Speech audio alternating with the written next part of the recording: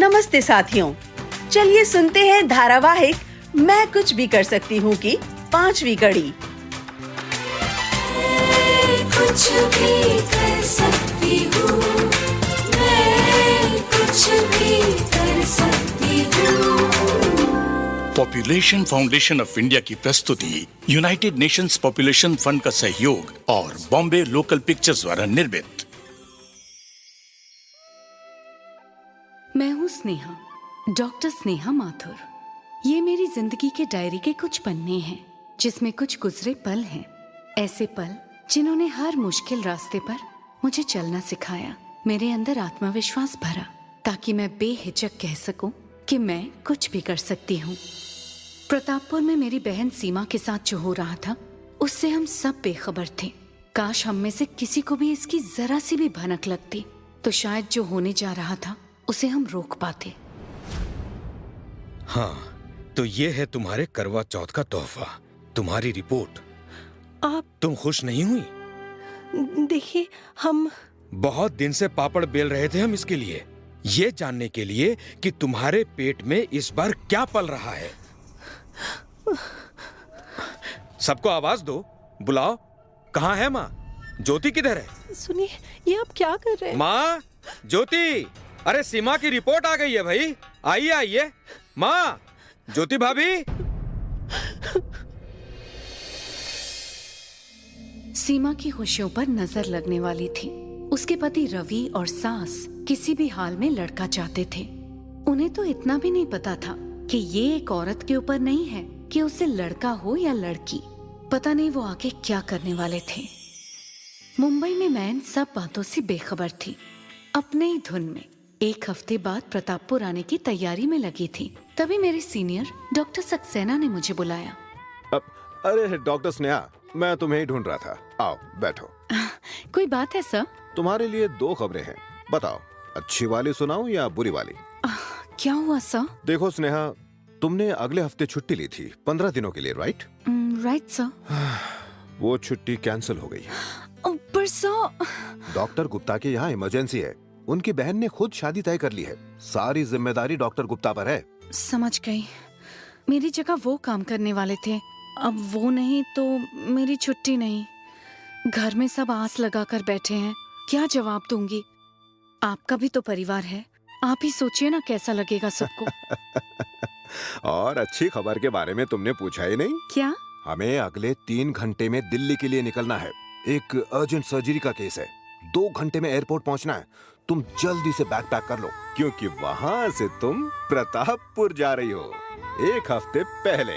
मतलब तुम्हारी छुट्टी कैंसिल नहीं, 1 हफ्ते पहले की हो गई है। प्रतापपुर?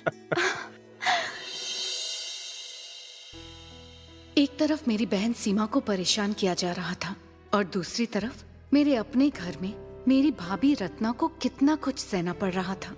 उनकी हालत गिरती ही जा रही थी। डॉक्टर पूनम को बुलाया गया। डॉक्टर पूनम मानवता अस्पताल की बड़ी डॉक्टर थी, लेकिन बिल्कुल हमारे घर वालों की जैसे थी। उनसे पुराना रिश्ता था। ये सब क्या है रत्ना? वो पूनम दीदी, हम देखो, तुम्हारी कोख में एक नया जीवन पल रहा है। वो एक बीज की तरह है, उसे धूप और पानी चाहिए ताकि वो बढ़ सके। तुम्हारे शरीर में खून की कमी तो है। ये जानते हुए अगर तुमने व्रत रखा तो तुमने खुद पर तो जुल्म किया ही, पर उस बच्चे पर भी किया जो तुम्हारे पेट में है। लेकिन करवा चौथ का व्रत कैसे नहीं करते? एक तो शरीर में खून की कमी, ऊपर से व्रत। वैसे तुम्हें 26 जनवरी पर बहादुरी का इनाम मिलना चाहिए। क्यों? सोनू 3 साल का है, कांची 2 साल की, बाबू 6 महीने का है, और अब फिर चौथा बच्चा पेट में 3 महीने का है। मतलब 3 साल में तुम 4 बार माँ बन रही हो। पर हम क्या करें? भगवान का वरदान मान के हम तो। भगवान को बहाना बड़ी आसानी से बना दिया तुमने। तुम्हारा शरीर खंडर बन गया है। अगर 2 बच्चों के बीच का अंतर नहीं रखोगी तो ऐसा ही होगा। कम से कम 3 साल का अंतर जरूरी है, क्योंकि माँ भी स्वस्थ रहती है और बच्चे को भी माँ का समय और सही पोषण मिलता है। जी। देखो प्रीता, इन गोलियों के बारे में मैं तुम्हें समझा देती हूँ। ये IFA गोलियां हैं, आयरन और फॉलिक एसिड। इसमें बहुत कुछ है जो इस समय रत्ना को चाहिए। रत्ना, देखो बिल्कुल अनीमिक हो गई हो तुम। शरीर कमजोर है क्योंकि खून की कमी है। मैं समझती हूँ बच्चों की देखरेख जरूरी है, पर तुम्हें अपना भी ख्याल रखना होगा ना। हम रखेंगे ना भाभी का ख्याल। क्या क्या खाने में इन्हें देना चाहिए आप हमें बता दीजिए दीदी। देखो, साग, दाल, दूध, दही और फल बहुत जरूरी होते हैं। ठीक है।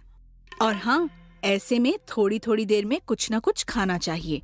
कोई भारी सामान नहीं उठाना है। याद रहेगा। रात में 8 घंटे की अच्छी नींद और दिन में कम से कम 2 घंटे का आराम।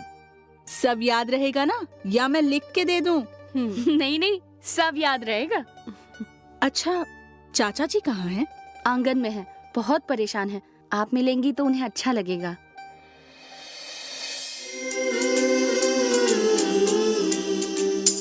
दोस्तों, बच्चे का लिंग मां नहीं पिता के ऊपर निर्भर करता है। इस बात पर समय समय पर डॉक्टर जोर देते आ रहे हैं, लेकिन तब भी एक महिला को ही दोषी ठहराया जाता है। पर किस बात का दोषी? बेटी और बेटे दोनों की चाह रखकर ही लिंग भेदभाव और लिंग जांच पर रोक लगाई जा सकती है। आपका इस बारे में क्या कहना है? क्या आपके पास ऐसी कोई सच्ची कहानियां हैं जहां किसी ने इस भेदभाव को खत्म करने के लिए कोई कदम उठाया हो? या आप इस बारे में अपने कोई सुझाव देना चाहते हैं? अपने फोन में नंबर 3 का बटन दबाकर जरूर रिकॉर्ड करें। नमस्ते।